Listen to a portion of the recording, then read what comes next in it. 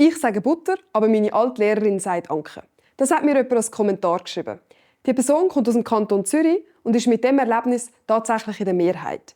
Weil es ist ja so, dass Leute zwischen 60 und 80 im Kanton Zürich wirklich zum grössten Teil Anke sagen. Genauso wie im Grossteil der Schweiz. Bei den Gen Z und den Millennials hat sich Butter ein bisschen mehr verbreitet. Und auch in der ganzen Schweiz ist Butter mittlerweile ein bisschen verbreiteter. Es gibt aber noch mehr Spannendes über Butter zu sagen. Wir haben auf dieser Karte hellblaue und dunkelblaue Regionen.